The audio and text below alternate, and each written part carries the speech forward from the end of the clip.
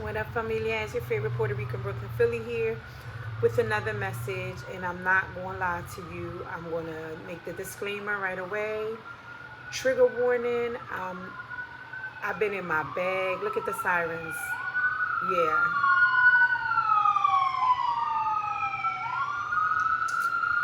I'm not even going to hold you. I feel like that is really like seriously because of the Pisces new moon and everything that we're currently undergoing astrologically and stuff.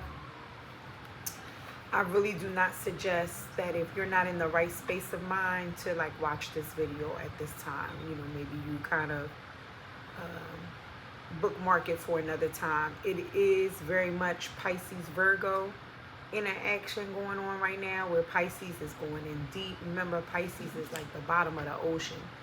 Bottom of the ocean, there's no light penetrating. That's darkness. That's back to the womb again, I'm hearing, right? That's going into your deep, deep, deep subconscious, unconscious, however you want to kind of like frame that. And not everybody likes the dark. The dark can be a very scary place for some people, right? Not I just heard people enter it cautiously and with trepidation, right?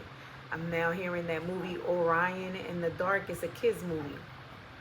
I'm hearing some of you need to watch it, or it would be a good thing for some to watch, because it gives you a different perspective about the dark, right?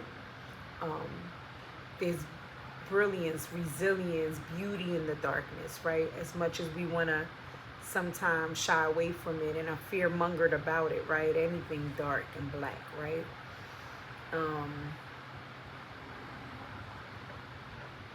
Yeah, nah. I just think I just heard Phyllis Hyman, something in the dark, right? There's something, yeah. There's beautiful treasures unfurl in the dark, right?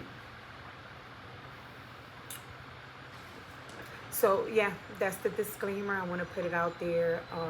Oh, and then I mentioned Virgo. So right, so Pisces dives deep, and then Virgo comes in with the white glove, saying, "Let's clean this up. Let's organize this. Let's um, deal with this. Let's handle this. Very, as a matter of fact." Um, so in my life personally, I have been feeling it. This full moon, this harvest moon, right? What is harvest? You're reaping, right? What you've been planting for a while now, right? It's time to harvest that thing. And I just heard I'm going in, and I'm gonna go hard, right? That is what is definitely happening for me. And what I hear, again, astrology is not my forte, um, but this is what I'm hearing as I do research, or inquiring to kind of look at some of the symptoms I've been feeling. So very lethargic. Literally, I did a video the other day where by the end of the video, when the timing of the full moon was kind of like at its peak, bow, it hit me, and it hit me 2 days in a row, like really intense, in terms of feeling literally like somebody slipped me yeah, I don't want to say that because that may be trigger warning for somebody, but where I actually took a sleeping pill or something. Yeah, I don't know. I consumed some very strong Mary Jane, like something. I remember sharing with someone that it literally felt like the Jim Carrey scene when he pulled the moon down. Like it was like because it was also a super moon, right? It's supposed to be really big and intense. It's almost like I felt the pressure of it. I don't know if anybody else has, felt those symptoms. If you want to share about it in the comments, you're more than welcome. I welcome comments, right? I said I heard the good, the bad, the ugly, right? Listen. And I just heard watch what you ask for, right? I mean, because I'm human, of course, if it's something that is not kind or not nice, I'm sure I'm not going to be jumping for joy for it. But listen, it is what it is, right? When you put yourself out, I'm hearing, on such a public platform, then you have to know that the paparazzi is real, right? And the audience isn't always kind. Nevertheless, listen, right now I will do it again. Be spraying for protection, right? For clearance of energy and everything else. That's my own concoction. I make and I put in those spray bottles, but uh, definitely claiming that protection, that love, and that light over me, over this message, and over the audience, because again, it's a pretty intense topic. The message that I got this morning as I was channeling and praying and asking Spirit, for assistance for what I'm feeling and trying to make clarity of it.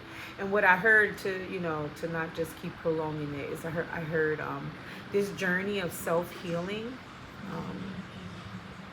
for those of us who are on that journey, happens in waves, right? In waves, right? And I just heard and wave, right? And what I heard when I heard that was that it is not linear necessarily. It has definitely lots of ebb and flow and twists and turns. Waves can be tumultuous and can be calm, right? So, I was just at the beach with my grandbabies and we were jumping waves, right? And some of them were like, oh, I would say to my grand, oh, I ate that one. You know what I mean? That was nothing. And then there was, once in a while one came that, bam, knocked me good, right? Got me good. So, but when I heard healing comes in waves, what I heard, or what I believed, it was referencing that, because I was speaking to someone yesterday, and then I listened to, her name is Avalon Intuitive, one of her readings, one of her picker cards. And one of the things that was clearly pointed out was that this thing called healing will get shown maybe a particular part of the issue, the wound, the what we're needing to heal from. Maybe at, as I explained to someone, it was about 27, 28 when this specific issue arose for me, and I saw it with a sense of clarity from one perspective, and then here I am, 25 years later, and I'm revisiting it, and I'm like, sometimes we think, well, didn't I heal from that, or what's up with that? Or I think that we fall into the mindset that, yeah, it's like a hit it and quit it, one and done thing, and it's not. Healing is in waves, right? Yeah, and you may address, right? There's a difference between deal and address. I heard Spirit just correct me. Address an aspect of that core wound, that trauma, that issue, that behavior, that thought process, whatever it is for you. And then, months later, maybe in some occasions years later, kind of address it again, or it resurface, but to be addressed in a different way. And, and I think it really is also subject to where we at in life, right? And our bodies and minds being the beautiful, engineered miracles that we are, wanting and always seeking homeostasis and to survive, I believe, is very involved in protecting us and ensuring our survival. And sometimes that means the allowance of, some repression. But unfortunately, if we keep it repressed, it can lead to trigger one of depression, right? And then before you know it, pathologies and illnesses that can be counterintuitive to the very thing that is searching for and seeking to do initially, which was to survive. But I'm at a point in my life, and I know that whoever is under the sound of my voice in this video, I am sure that you're also at the part of your life, or at a point in your life where you're just no longer okay with just surviving. You want to thrive and optimize this beautiful existence we call life, right? And yeah, I'm purposely saying beautiful, even though it doesn't seem very beautiful on a lot of occasions, right? Personally and internally and externally. But that's what I heard. This journey of self-healing happens in waves. And I think that that's like the overarching theme, because it's kind of like spirit wants to begin with that, because somehow the way spirit does is beautiful. We'll go back full circle as a point of hope, right? A point of a reminder to be patient with ourselves, to be kind to ourselves, to be compassionate with ourselves, to, because I know myself, it is easy, and I do it less and less now. I mean, there was a point in time where if you could hear the thoughts I would say to myself, trust me, you would never, even if you was my hater, you would be like, no, I'm gonna leave her alone. She F herself up enough. You know what I mean? The way I would speak to myself, the impatience I had with myself, the way I would, I was mean to me.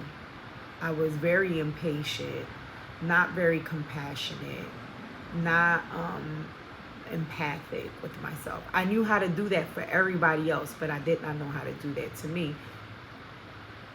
to myself. And I'm clear now that it is also as a result that I begin to mirror what was indoctrinated in me, the abuse and the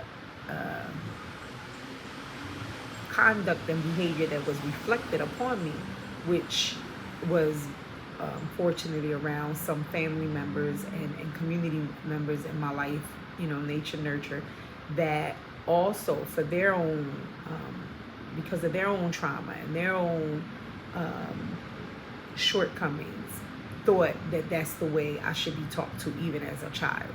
So I grew up with that, so much so to the point that even when those adults were removed, even when those conditions were removed, I still inflicted it on myself. I remember recently hearing a young lady say, and she was making really good points, and her heart, I know, is in the right place. She's really trying to help drive the point that she is. I don't want to get into it. And it's a very important topic in our community as well.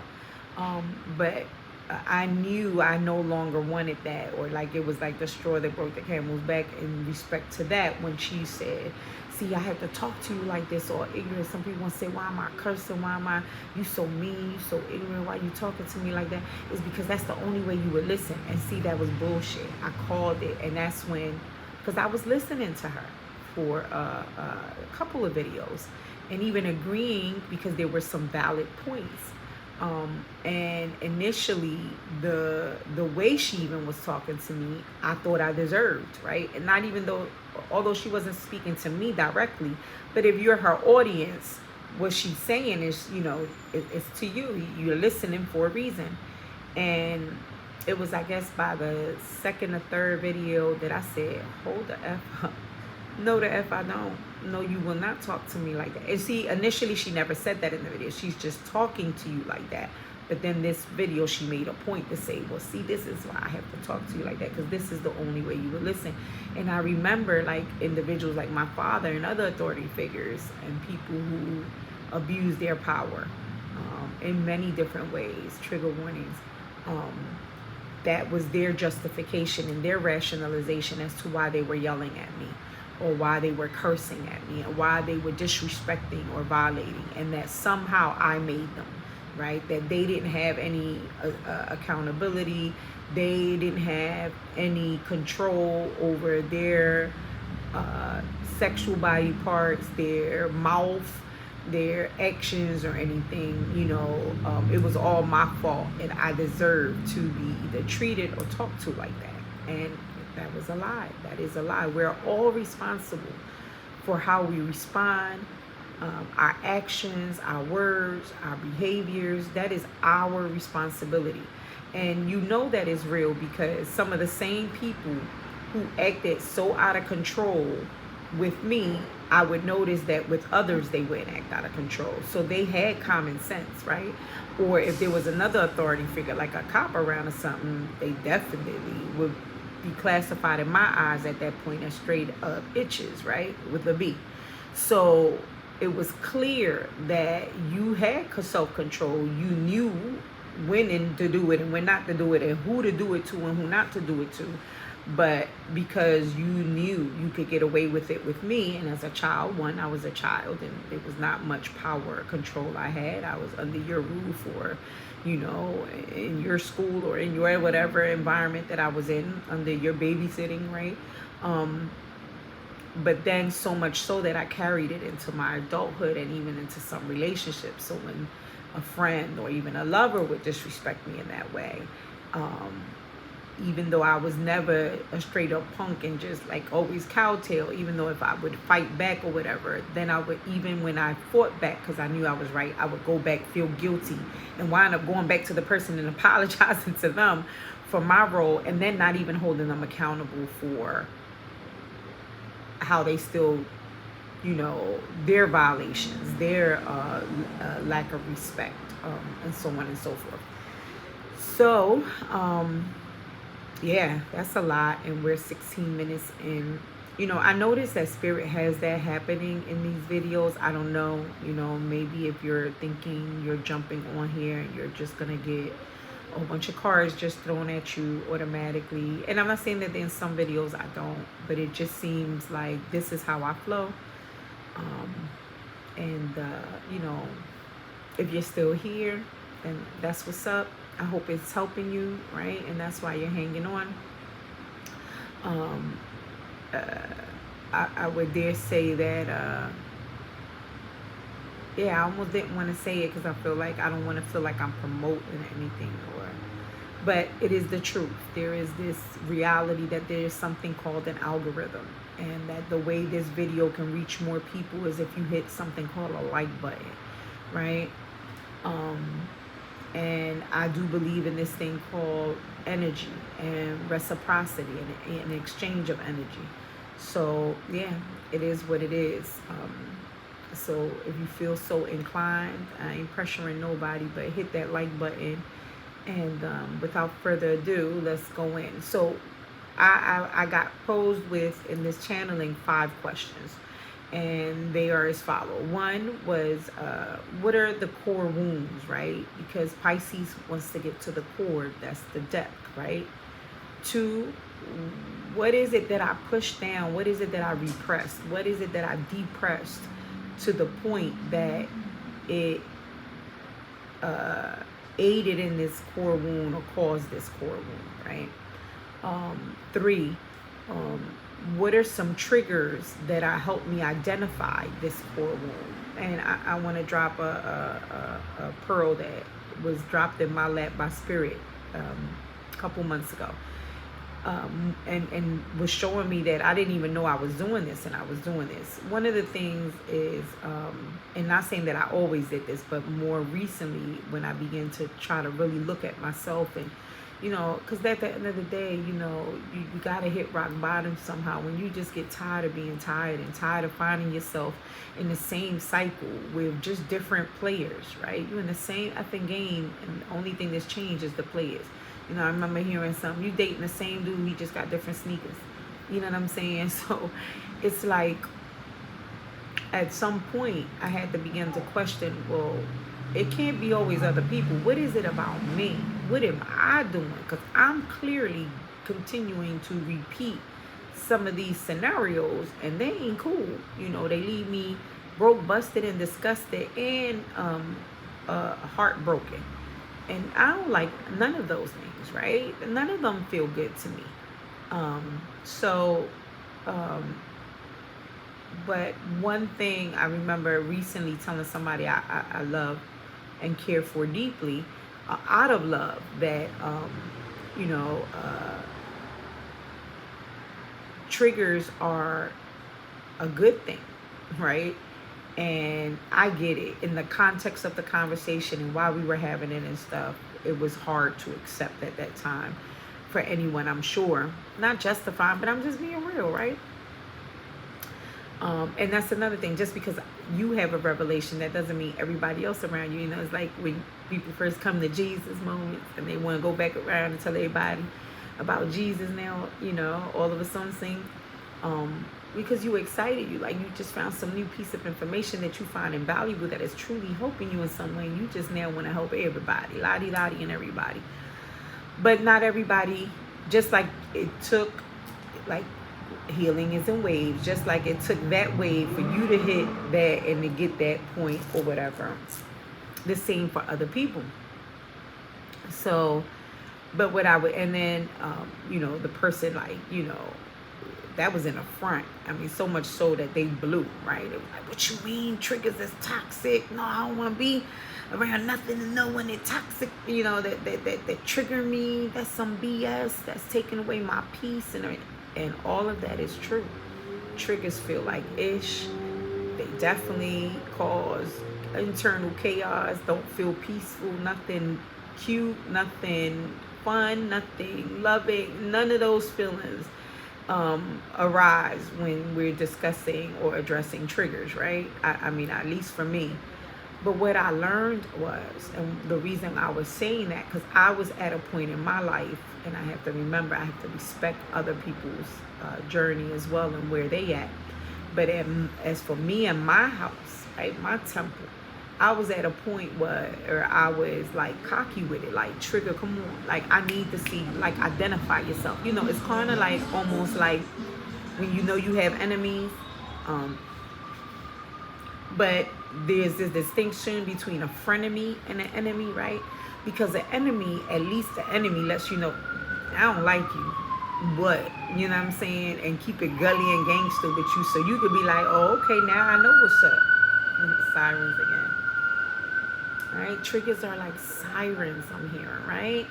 Ringing alarms, letting you know, making you aware, right? But then there's that frenemy, right? That, like, smile in your face all the time, all the while I want to take your place. Backstabbers, right? Those are the ones I don't like. That's the type of I don't like, right? That's what the ones I don't like, because those are the dangerous ones, right? Because those are the ones that, I mean, that's me being cocky. I'm saying, because when you get some experience under your belt and when you begin to trust your intuition, trust me, haters expose their hands for free. Even quicker and quicker, I noticed in my life. Like, I could, before it took me a little moment to identify it. Now it's just like bing, bing, bing. Like, it just be like flowing. But that frenemy is like the worst, because they're acting like they're your friend. I'm hearing that Salt and Pepper with, I take your man whenever I feel like it. She said, before I got on stage, you was all on my, and I'm not saying the words at all. It's just I can't remember the exact lyrics.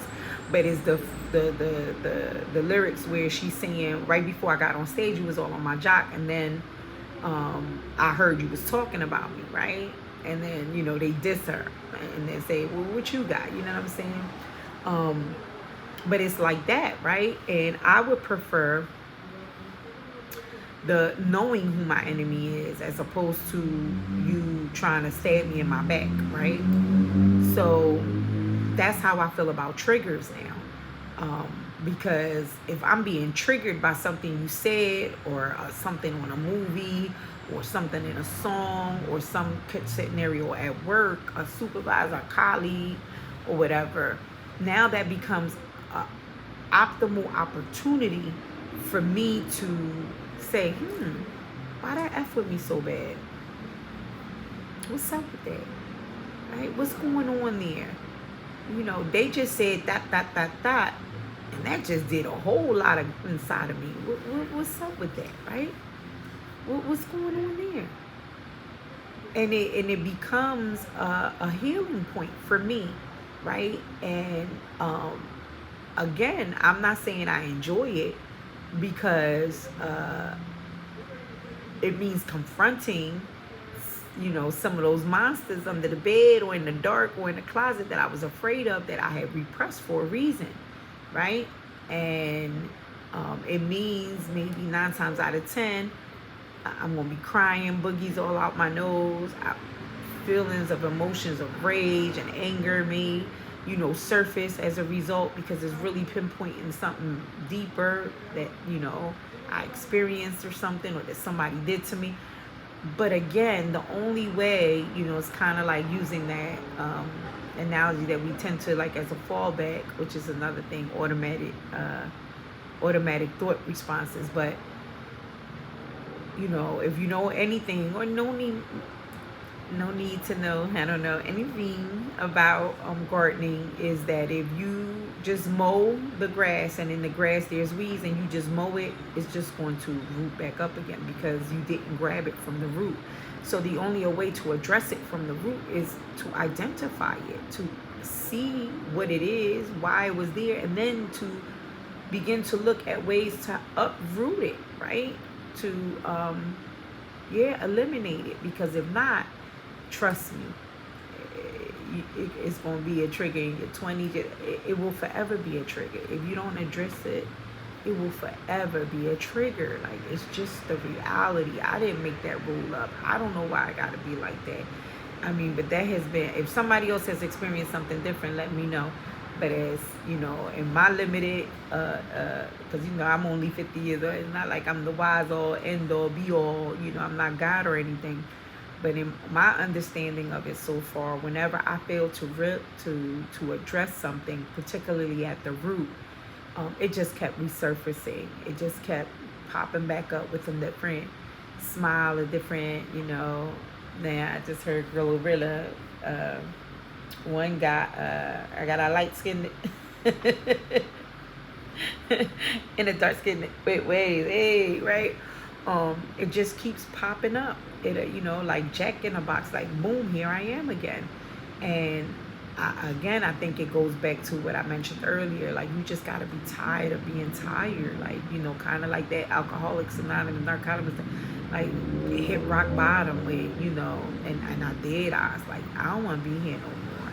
You know, I'm landing in the same situation and, you know, finding myself having to like start from ground zero again. I'm broke, busted, feel disgusted in myself. The situation feels nasty. I got to start from scratch and my heart hurting. And I just, you know, I didn't want to be there anymore. So that meant beginning to address it from the root. And then, so not only do I want to see and identify those triggers, but then number 4, it was, what is my automatic thought response? Like, what is happening? Right? What are my, you know, ATRs? What is that automatic thought response that occurs the minute I'm triggered? Because whether you realize it or not, there's an automatic thought response that you're having, and whether you realize it or not, it also turns into like an automatic behavior response, right? It like funnels down, right? Because emotions, you know, beliefs live in you, right? Emotion equal thoughts, thoughts equals behaviors, right? It's like a continuum. So what are those? And to identify that, right? And it's crucial for 2 reasons. One, you want to see what you're doing, right? And that leads me to the 5th one. What do I notice? You know, when I reflect, what am I noticing about that response? Because I want to know, am I doing something different now that I used to do? Like, am I responding differently, which would then point to growth? Or am I still responding the same way, which would mean, all right, what am I, how can I redirect this, you know, rewrite this, correct this, right? So those are the questions that came up with Spirit. And then I was informed to take a deck and to address each one. Now, we're already half an hour in, so for time's sake, of course, I tend to only try to take up to 3 cards from each deck. That's just the way I feel flows for me. Where I'm at, there's something about in 3s for me. And that works, and I'm hoping that, you know, as usual, Spirit will direct and reveal exactly what needs to be revealed. And the first question, and this is the deck I was told, I think it was the Osho Zen deck. for those of you who may want to know, is what core wounds, right? And a grid. And I don't know if 3 are going to come out or if it's 1 and it's going to be addressed by 3 different cards, but what core wound, Spirit, would you like? And there's so many people, right? And we all have so many different ones, but what core wound would you like to address? I heard one more shuffle on today. And I'm not going to lie, the cards feel rigid and hard, like to shuffle. Sometimes, if you're shuffling, the shuffle feels light and airy, and this one felt like resistant, right? So, I speak against any spirit that is trying to in any way, block this, right? And I thank my ancestors, my guides, and divinity for this message and ensuring that it gets through and that it heals and helps whoever needs it at this time. What core wounds? Interesting. First one to come out, ripeness. And I don't know, are those cherries, right? And there goes the siren again. And I'm not saying that that's not normal. Like, please, I'm not one of those people that think, there's like over the top with all that. But there has definitely been, particularly in the last 2 weeks, an influx of like sirens everywhere. And again, I've heard sirens all my life, but for some reason, I'm being kind of like really aware of them. Right? And sirens are like warnings, right? Alarms. They usually mean for us in the States, in the U.S., that they're going to an emergency, So, ripeness, core wound. Interesting. Why would ripeness? Spirit will let us know. Interesting. The second card is isolation. Right? And then inner voice. Okay, Spirit.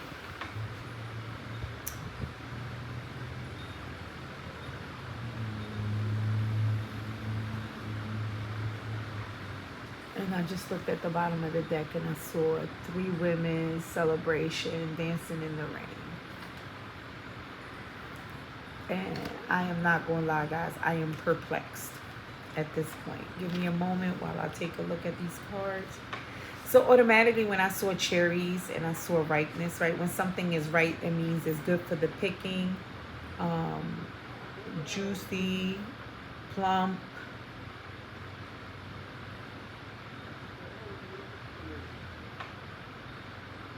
So remember earlier I said this Pisces full moon was a moon of harvest. So it's ripe. It's time to harvest it. It's time to.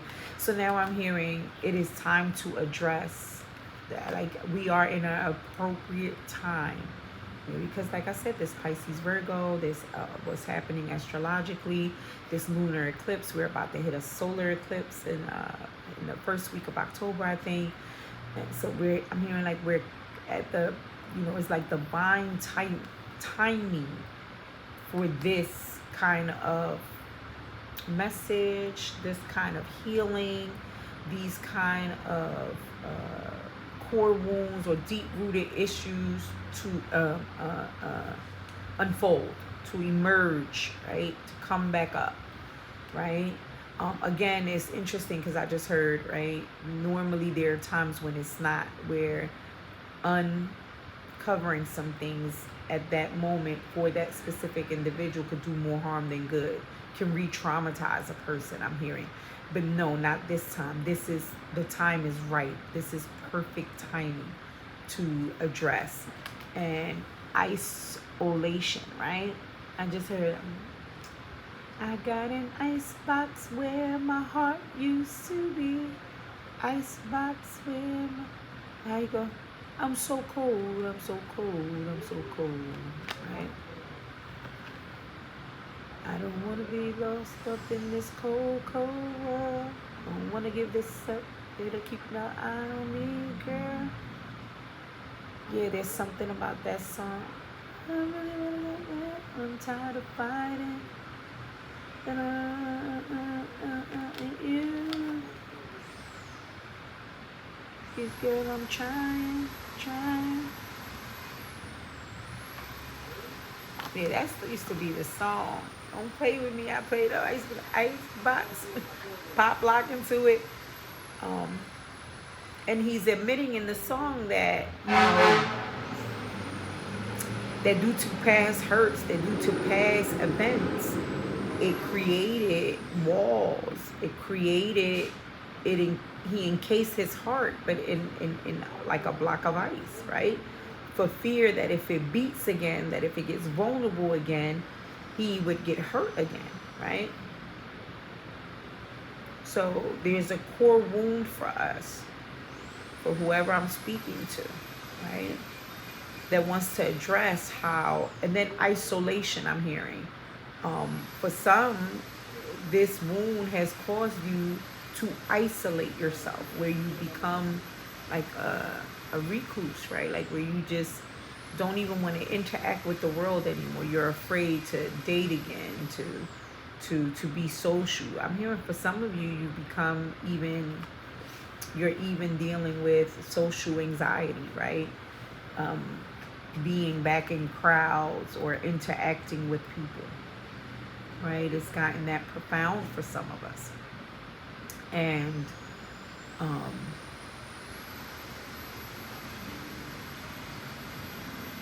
yeah, I'm hearing somebody that shared with me that there were specific people in their life that they would just, and the way they framed it was that they would take in doses, right? Because too much of them disrupted their peace. But interestingly enough, enough, I found out later that it wasn't just certain people. It seemed to be more people than just some that this individual needed to take in doses, right? And you know,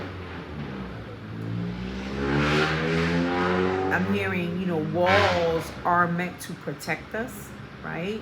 Boundaries are important and are good. Knowing our limitations, that is a good thing, right? But in excess of them is an imbalance. And interaction is there for a reason, right? It helps us to grow, to be accountable, right? Because in isolation, then it's just you and your world, and that can be very, I'm hearing cold, and a block of ice is hard, rigid, water. Wow, interesting. I just heard, the three states of water, right? Water can be a soluble, a gas, and frozen, right? What am I talking about? Interesting. You're taking me to chemistry. Wait a minute. I've been out of school for a while, Lord. But right, water can be, you take it, you put it in an ice cube tray, it becomes ice. You take those ice cube trays, you put it in a pot and boil it, it becomes steam. Right? It has different ways it can, different property, not different properties, it's still H2O, but I don't know what's the word I'm looking for. I apologize, guys. It can transform into all three. Point blank, period, right? Listen. And in its ice form, I just heard it took down the Titanic, the whole Titanic, the ship that was supposedly impossible to sink, right? And I'm hearing, that analogy, and I'm hearing heartache, right? Like that ice killed many people. And it's almost like I'm hearing this icebox of your heart has deaded many relationships, many opportunities that would um, have blessed you. Maybe you don't like the word blessed, I'm hearing. That would have allowed you to thrive, allow you to live a life that would be feel more fulfilling and is at its optimal. But the opposite has happened. You trying to protect yourself out of fear. I get it, rightly so. It just left you in survival mode. And this survival mode kept you in this frozen state. You know, now, you know what I just saw in Rudolph the Red-Nosed Reindeer? The frozen, what's that, the abominable snowman or whatever, with his icicles or whatever. And I'm hearing it's a lot. Everything wants to be loved. Everything. You know, we could fraud all we want. We could say, oh, I don't need nobody. You know, I'm hearing women say, I don't need no man. You know, I don't need him to be no father. Whatever. Like, we get all of this, but that's just, I just heard BS. And again, it's not to in any way demean anybody. And, you know, I'm not promoting codependency or saying that women or anybody, gender, for any, you know, can't be autonomous, independent, reliable, self-reliable, and self-accountable individuals. No, that should be our goal, right? If we all did that, then we could come collectively, and then instead of using and abusing each other, there would be no need for it, because we understand who we are, we standing in our great and our power, and then we can really collaborate with one another. You know what I'm saying? There is something beautiful about self-preservation, being selfishly motivated, being good with taking care of you, having autonomy, knowing what it is to be independent.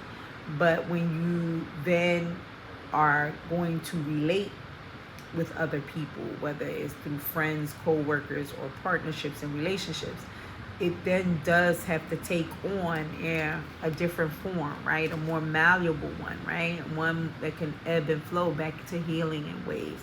Oh, Spirit, you just phenomenal the way you tie everything together. But yeah, right? You're no longer an island unto yourself. You no longer can operate from this rigid independence, or it's not good. It would be also be considered very toxic to operate from this rigid codependence, right? So there has to be like this medium, this balance where, you know, which I like to refer to as interdependence, right? Where we can, you know, I always see it as the infinity symbol, right? I want to say symbol, right? Where I go around my loop, you go around my loop, we kiss in the middle. Hey, how you doing? How you doing? You okay? Yes. Okay. What you need? I need this. Okay, I got you. What you need? Oh, I need this. Okay, I got you. We good? We straight? Yeah, we good. We straight. And then we go, whoop, we like back out, you know, until we meet again. Until, you know, so we, you know, is this intersection, this continual ebb and flow, this continual beautiful dance, right? This, yeah, I don't know. That feels so good. I feel like energy right now, like the magician just flowing. I send it out. Yes. I just heard calmer waters, baby. And again, you know, there are times when the waters got the rage and roll like rolling thunder, right? But there's a balance. There's this ebb and flow to everything. So yeah, this is the time. This is what spirit is. If you're wondering what is happening, you know, if you find yourself more emotional, and maybe even for you, you would say, I don't even cry this much. You know what I'm saying? And I ain't talking about just males, because I know some people could say that's a male figure. No, I know females. I'm thinking now of that movie with the two women that were best friends since they were little girls, and they both picked the same date to get married at the same hall. Then they became like competitive and were like at each other's throats. And the one girl said, she said, I'm crying now. I never cried before. Like, I don't even remember when was the last time I cried. Then the other girl, who was like never mean and always repressed, she came out. You know what I mean? Don't know why I said that. Or maybe somebody needs to watch that movie, but this is happening, baby. Your heart is melting. You're allowing the walls. I just heard the walls of Jericho are falling down. The sirens, right? Those are the horns, right? This planetary action, these moon cycles, astrologically, what is happening in the cosmos is divine timing. Look at this moon. Look at the crescent here, right? And if I'm not mistaken, this is the waning crescent, right? The time. So for some of you, by the time we reach there, we're going to be ready for that, right? That is this rightness. This is what's happening, right? And it's also encouraging, because I see the green leaves and I see the outside space in it, that no longer are you gonna be okay with, or is it gonna be okay? So I feel like I'm just showing everything. To stay to yourself. You know what I mean? And again, I get it. Please, I'm not indicating in any way if your personality truly is that you're more of a fallback, in the crib type of person that needs to change dramatically or anything like that. But you will be doing it because that's what you really want to do, not out of fear of interacting with others, because of feeling out of control around others, right? Feeling like, I don't know, I just heard some of you are doing it because it's almost like you're afraid for people to get to know the real you. It's easy for you to hit it and quit it, because in hitting and quit it, you could get by with the mask. But if people really fucked with you, then you would have to drop the mask. They would get to know that, not that that's not you, because it is some of you, right? It ain't all a mask, but that there's more layers to you, right? And I'm hearing you're afraid that the other layers that they may see, they may not accept them because you've been used to, or you have experienced instances in the past, maybe particularly in childhood. It doesn't always have to be childhood. It could have been a relationship, maybe your first relationship in college or something. I don't know. Where when you kind of was authentic and really tried to share who you were, it wasn't particularly accepted. And what's sad is that, and I get it, that when we experience that from one individual or maybe one incident or one event, that depending on how traumatic or how close the person may be, or even if they're an authority figure and we idealize them somehow, we really take that to heart, and then we apply it believing that that's going to be everybody moving forward, or that that's maybe who you are, when in reality it could have been just some projection or some bullshit from the person. It could have been they low vibing behind based on their trauma and their experiences that they just so happen to take out on you at that specific time. I'm hearing there was this time when this gentleman who was getting high on a corner, who he was my neighbor's boyfriend, and I was out there with them. I was young, always trying to hang with the older kids, getting high too, you know what I mean? And I was dating one of his little homies, and he was high and drunk or whatever, and he just turned to me laughing, and it was based on a song. One day you're gonna be all alone in your little own twilight zone. He just so happened to sing that lyric part and looked at me at the time. And maybe he really did look at me. Maybe he looked at all of us, but I just caught him when he looked at me. And I swear to you, wallahi deen, I carried that around with me for years. I remember when I finally unearthed that and began to unpack that, it was just like, damn, how did I let that one sentence by this one brother that I barely even knew, gave no really F's about. He was just like this momentary blip in my life at the time, impact my mental space, where I really then went around feeling I'm with fear, almost like, am I gonna really end up alone? And then I grew up in the times when the Twilight Zone was like a real thing, right? We used to watch that. We used to sneak and watch that. Black and white TV. I used to turn the dim the screen so my mom couldn't see that the TV was on. But then when the Twilight Zone would come on, the scent, I used to be scared of it, so I would turn the volume all the way down. You know, I'm showing my age. We could do that to TV, y'all, back in the day. They had two little buttons, one for the brightness, you know, kind of like you can do that on your phone, and then one for the volume. And I would turn it all the way down, and then when the episode started, that's when I would turn it back on. Then when it ended, I would hurry up and turn it back off, and I would be okay with watching Twilight Zone, because right after the honeymooners would come on. So it was like, it would like kind of help me forget if it was like a real scary Twilight Zone. Why did I share all that? I don't know. But you know, when you got stuck in the Twilight Zone, depending on that, but that wasn't a good place to get stuck. So for him to say I was gonna be all alone, then end up in some Twilight Zone. Yeah, I was 11 years old when he told me that, and it was like, damn, wait a minute, you know what I mean? And I carried that with me for years. Interestingly enough, years, dog, years. Before I, you know, and the spirit revealed it to me one day and said, like, you still carrying that bullshit, you believe that lie, that you know.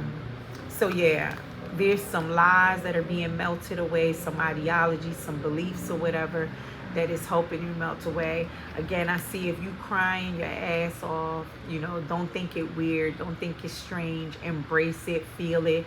Again, I highly suggest, and it's not me, Spirit is highly suggesting that this be a period where, again, I'm not, it's a suggestion, I'm not nobody's nothing.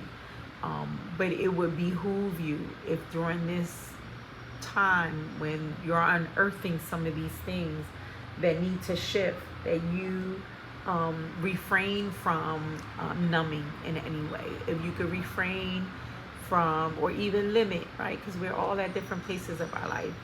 Alcohol use, drug use, any behavior that you know. Maybe indulgences in sex and pornographies, you know, not to say the whole word. Anything that you know kind of like helps you escape. Even if it looks like a positive escape right now, try not to, you know, try to the best of your ability, right, to feel, right, to allow yourself, you know, if there's a thought process that brings up a certain emotion, instead of trying to like repress the emotion and block it really quickly, you know, play out the whole scene, let the emotion ride out, and then just see what happens, right? And again, that's what I'm hearing. Yeah, and I think I already spoke a lot to that, right? About that inner voice, right? Being very, that's something else that is contributing to that core wound, which would then talk about that automatic thought process. How are you speaking to yourself? One, I'm hearing. And then two, because they say, no, we're going to address that later. Are you trusting your inner voice? Right? Because one of the things that happen as a result of bottling yourself up, icing yourself out this way, is that it caused doubt, not just in others. It caused you to be distrustful, not just of others, but of your own inner voice, your own inner compass.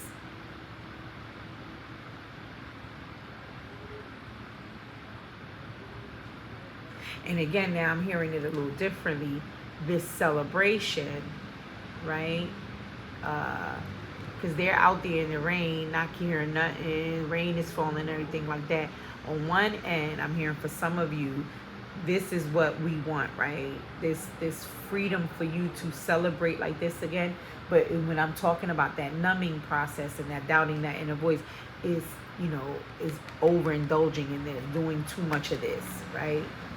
Chasing the cherry a little too much, overindulging in that, right? So that's just for select few, one or two, I heard. But this celebration I just heard on the calm is really about an expansion. It's really about cooperation. It's really about celebration. And for some, it's going to involve traveling, right? Whether it's, you know, and then I'm hearing that's the journey, right? Whether it's inner traveling or actual travel, right? And I'm hearing, look, we were talking about this waning crescent moon here. Here we have it again here. And now I said we're couched between this full moon and this lunar eclipse, and then a solar eclipse that we're about to have, and then this sun here. So for some of you, in between or by the time this sun solar eclipse occurs, you may be doing some actual traveling and celebrating, right? Okay, so I heard there's that, right, to begin with. And when I heard let's identify some triggers, right, I was told to pick up this deck, and we're just going to pull 3 from here. Thank you, Spirit.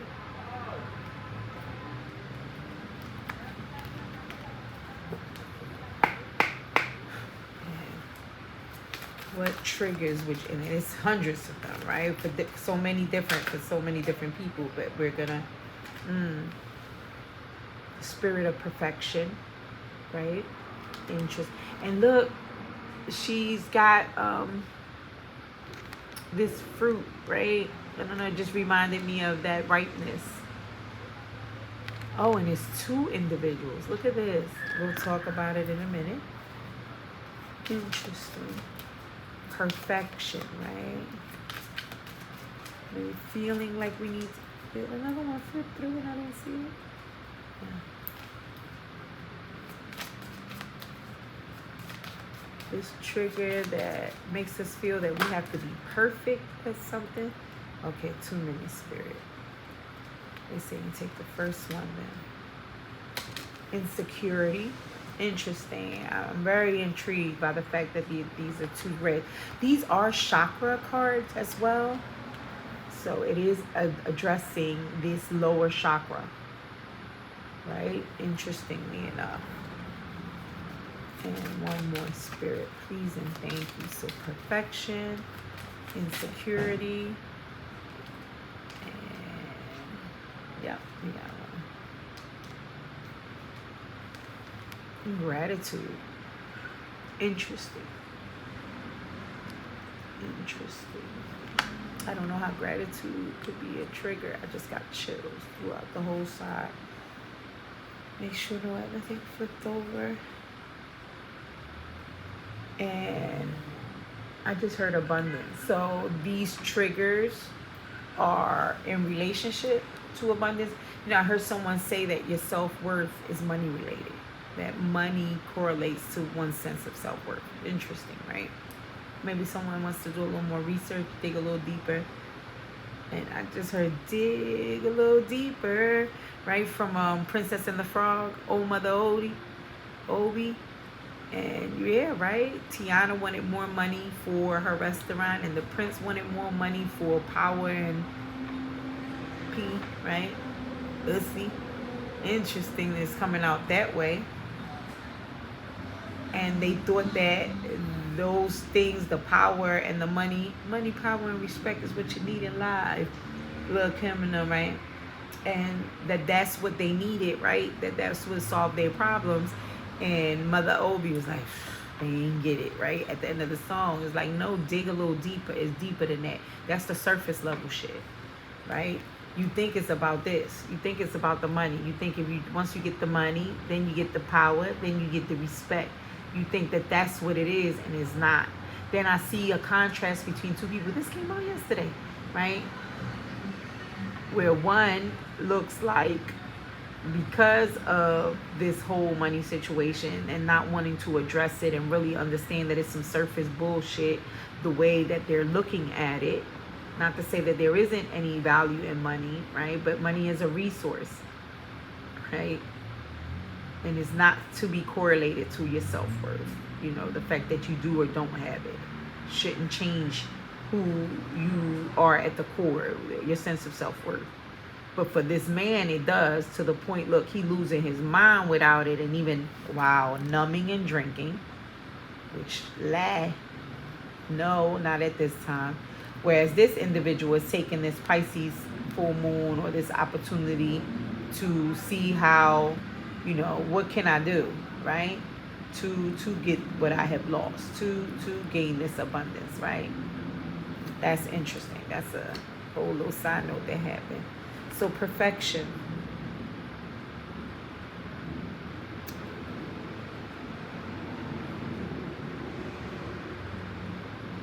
So now I just heard some of you think that whatever you grow must be perfect. And if it isn't perfect, then it's no good.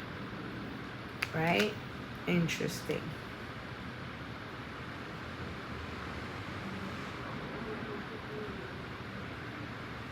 Yeah, and that's what I heard. So your outer self, right, to the outside world, you believe that the only way maybe you can be accepted or succeed, again, acquire this abundance is through some sense of perfection. And your inner self is trying to say, no, baby. You know, the fact that you're growing something that now I'm hearing like Benjamin Franklin. I think he effed up 1,000 times before he finally got it right with the kite, the electricity, the key. I don't know, something. You know, the real blessing is in the mistakes. Now I'm hearing that movie with the little boy that goes back in time and he bumps into his family when he was younger. He was an orphan, and he made a mistake, and the machine that he built, the invention, didn't work. And when it didn't work, he got scared and got all depressed, and they began to cheer and clap, and he like, what the fragging, what was that kid movie? But the point was that he was shocked that here they were happy that he made that it didn't work. And when he asked, well, why would y'all be happy that it didn't work? Like the invention didn't work, like I messed up. They were like, no, that's how we know now. We know that's not the one way to do it. We gotta find another way. So yeah, there's something about that, about understanding that it doesn't have to be perfect. Again, just for me being a little vulnerable, I think I wanted to begin to do videos, or back in 2021 I was speaking about it, 22 definitely, and here it took me to 2024 to be able to just turn on the camera and be like, I don't care not to say I don't care like that, but not be so concerned about every little detail, and I have to be perfect with everything, and my hair, everything needs to be perfect. No, it's just, like, for me, it just became about, it was always about integrity and character, but that was another reason. I think I mentioned that before. It was like, I don't want to jump on here and tell nobody what to do if my shit ain't right, blah, blah, blah. But it's like, it's never going to be perfect. Healing is in waves. I'm not going to be totally, it's not a destination. It will forever be a process till the day I die, till the day you die. So if I based it on that, then I would have never turned on this like camera. If I based it on, oh my God, they're not gonna see that I'm perfect. They're not, I don't have the perfect lipstick on right now, or I don't have no makeup on. My hair is this, whatever. Then I would never, right? It's not about that, right? And even that perfection is, subjective, right? Depending on who, So no, that is one of the triggers. And so one of the triggers that Spirit is asking you to address and to look at. And when we're saying address and look at, that's how beautiful and so compassionate and so kind this inner self of you, in you is, right? This is the love that it needs and is asking for. The first step is acknowledging and recognizing, even if I don't know exactly what to do about it or how to go about it necessarily all the way. But that is a major step in the game when you can at least begin to look at it and identify the trigger, right? It doesn't mean that you're going to instantaneously then address it and never deal with it again, right? So perfection, thank you, Spirit. Insecurity, right? And look what he's doing. He's crossing his arms over that heart. And that is exactly, I'm hearing, after years of doing that, that created this blockade, this blockage, And Vito, it's like he's Now, chrysalis, that's the butterfly, but the process cryogenics, where the person freezes themselves and then wakes up years later. It's like that's what you did, and it was after years, right? Because now I'm seeing this devil figure, but I'm seeing that, you know how when a tree trunk we say count the rings, and it would tell you the years. This has been years, you know, of this energy, this spirit, you know, through different people, different spaces, different places, where you know, kept blocking and closing off, that then created this, you know, there where you're stuck behind it, but now it's melting, right? But insecurities, right? That's another thing. You know, we all have felt insecurities, right? And again, for someone to sit there and say that they're so healed, so delivered, that they ain't never gonna feel insecurities. You know, I've even met people say, no, I know who I am. I'm good with me. I don't have to feel insecure about nothing. Okay, baby. Round of applause. Okay, not all of us are not there. You know, and it's interesting because some of the people who have met that way, they be just the ones that would say shit out their mouth, or throw indirects, or pose situations that would make you feel insecure. You know, it's like I just heard, they throw the rock and hide their hands, and then when you say something, oh, you insecure, look at you. Yeah, bitch, because you just said I was fat in an indirect way. You know, like, you just insulted me. So, yeah, I'm trying to, like, check this. But then they looking at you like, you just insecure. You know, and that maybe that wasn't a great example about, you know, weight or something like that.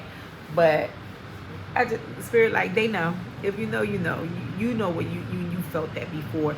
It's someone who, you know, it's like a lover maybe that goes out, and then you ask them where they been, or, you know, where did you go, and you ain't even doing it on some like grimy stuff, like just trying to check them, ask them where they at or what they doing all the time. Refuses to tell you because, oh, I'm independent, I don't want to tell you, but then doesn't see how that can create like some insecurity and some distrust, right, in the relationship. I just literally looked at the time because I literally have an appointment at 2 o'clock, so I got 12 minutes, and spirit knows exactly. Maybe I just heard this is a 2-part video, but I'm hearing, and look at the rays of light that are piercing. You know, it's very interesting. Just like the ice is melting here, there are piercings of light that are flourishing from this heart here, right? And then maybe, thank you, Spirit, this is why gratitude came out, right? What I'm hearing is one of the things that can help you with this sense of this trigger of perfection and this trigger of insecurity is this spirit of gratitude. Right? Incorporating gratitude into one's life. Yeah, because look at that heart. Look at how it's flourishing, beautifully beaten over, greens, things are growing. That's a beautiful thing, right? And look at the distinction. We go from isolation to this beautiful unity of gratitude, which of course leads to this abundance, which of course justifies this celebration. Right? That's what I'm hearing, y'all. Right? So gratitude can be one of the ways, one of the actions, one of the counter behaviors, counter thought process to help with that automatic thought response, to help with that trigger when it arises, right? Right, because when we feel insecure, we feel like there's something wrong with us, like we're missing or lacking something, as opposed to You know, understanding we're enough and being grateful for every little aspect of ourselves. Not seeing it as distorted. Interestingly enough, I'll leave y'all with this. I was just watching on Netflix this movie that was, it's called The Uglies. And at the age of 16, you would get the operation where you get a full body makeover and facial makeover and get your glow up and look beautiful, right? And it's that scene where the brother looks at the young girl and says, "You're beautiful right now. There was nothing, no operation could do to make you more beautiful than what you are right now." And it's almost like via this gratitude, or as a result of dealing with these, not dealing, addressing these insecurities and these issues with perfection, that, you know, begin to illuminate that for you. You begin to be grateful and feel gratitude for all of you just the way you are, right? Understanding that there's nothing I need to change. In terms of those insecurities, I mean, of course, there's, you know, y'all know what I mean. But yeah, that's a beautiful thing. And I like to close with some affirmation. But this time I'm being told to close with this oracle deck. I love this oracle deck. I forget the name of it. I apologize, guys. But it'd be beautiful. So let's just get one card from here, because this appointment is very important to me. And I'm here and be vulnerable and share. It's therapy. You know, it's my therapy appointment with my therapist. Something that I promote, that I value. That there have been different points in my life where I've needed it. Sometimes I didn't want to. And then there have been times when I jumped right in, and it has been helpful, right? It helps to process things out and get to an objective, you know, party that, you know, I can kind of hear out, because, you know, it's not a family member, it's not a friend, maybe it's not so close, you know what I mean? And it's a professional, right? They're trained to kind of understand, you know, the human psychology and what we're dealing with, right? So that is why I would, and there wouldn't be anything else other than, of course, my children and my mama that would stop me from doing these, you know, from delivering this message, because I love doing this, right? This brightens me up, you know what I mean? This, I feel like I'm in my purpose. I'm in my, you know, how people say, oh, he or she was in the zone when they played that ball, or they sang that song, or they did that. This is my zone, right? Part of my zone.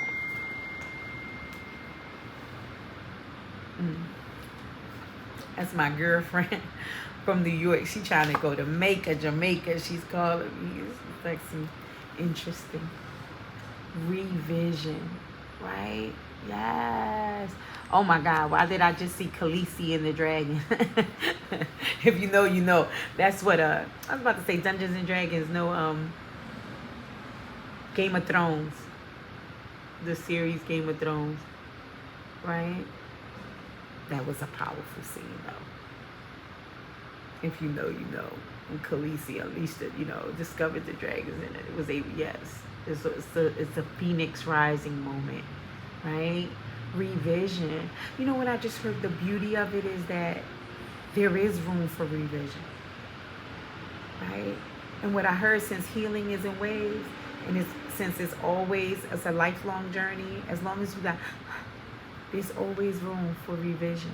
There's always time, you know, and it's almost like going back to tell me there's always, you know, it's always, sorry guys, I can't find it. But the time is, here we go. It's always right to revise. Right? Always right to revise. And I'm sorry guys, let's see. I sure did. I wanted to make sure, because I didn't know if I had the book upstairs, if I had it down here. And I wanted to Because I'm being led to read this out the book for you. So I'm telling you, I'm excited. I think I'm going to learn something. I don't remember getting this card, and if I did, it's been a while. So revision. Here we go. Your body remembers the trauma, subhanAllah, the closeness, the love, the fear, and the exuberance of your full history, even when your mind doesn't. That's deep. Bring a memory to the surface to align your current self with the knowledge stored in your body. Go deeper into a challenge to go beyond it. A study of the past will help you recognize and break a limiting cycle.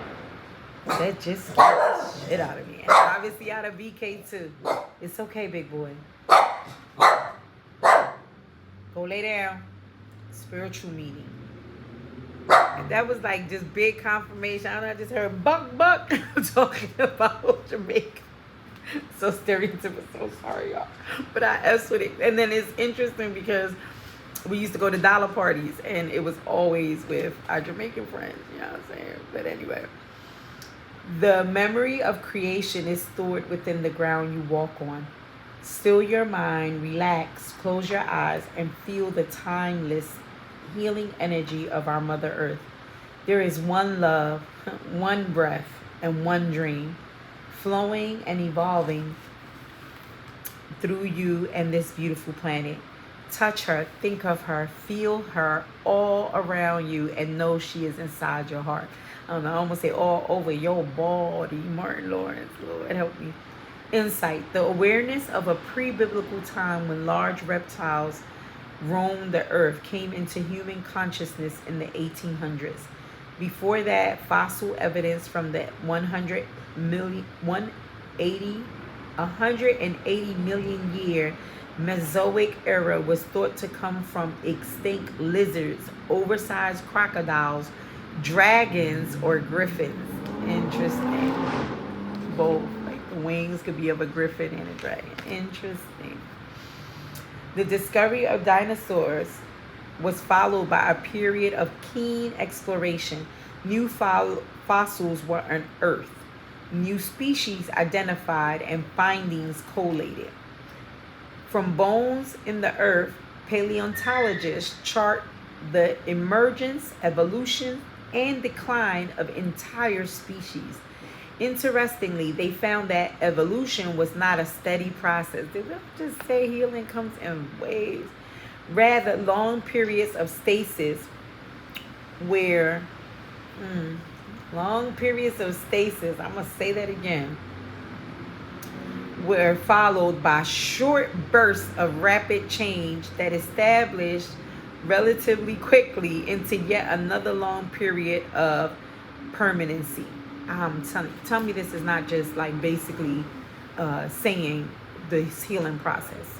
Then I say spirit will come back full circle about healing in waves. Did I not about the journey? Sorry, God. You are the earth. Delve deep.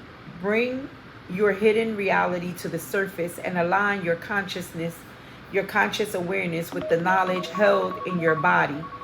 Mother Nature faces environmental pressure with ingenuity, and you are empowered to do the same. Adversity quickens growth and adaptation and is followed by confidence, strength, and stability. Explore, collate, and learn from the patterns of the past. Acknowledge your creative capacity to flourish through challenge, through the triggers. Right? That was beautiful. Oh, somebody wants to know, it's a sacred earth oracle. And on that note, that was my alarm. That is my 2 o'clock appointment. I can't be late. I shan't be late, right? Beloved, I love you dearly.